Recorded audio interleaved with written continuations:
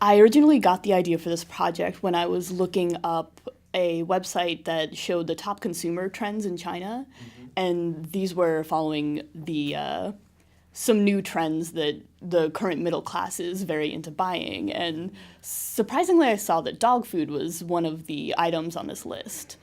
And it was an animal related product. So I started looking into that because I do love dogs. And I actually found out that there was this huge, thriving dog ownership culture that has suddenly appeared in China along with the new rising middle class.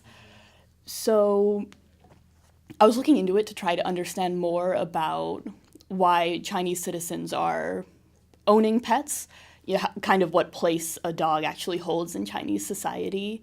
And the trend is relatively new because during the socialist era, dogs were shot on sight. There were actually laws against having dogs run around the city by themselves. So I started looking into it, and I found a lot of different aspects of dog culture in China.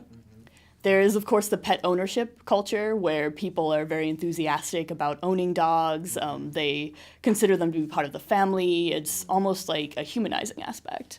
There's also a sort of contrasting commodity market for dogs, and this can be seen in a lot of different ways. There is the black market, which has a lot of illegal sales of dog fur, dog meat, a lot of really inhumane treatment of dogs, and that's something that China is fighting with through legal process as well.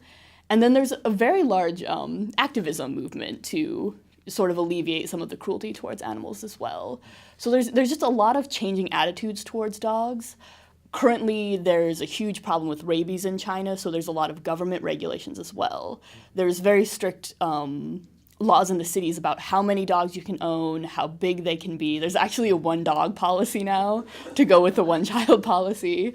So clearly people care a lot about owning dogs, and they're very passionate about it. And for my research paper, I'm trying to sort of untangle all of these different aspects, find out how the trend has changed since the socialist era and kind of what direction Chinese society is going with their attitudes towards dog ownership.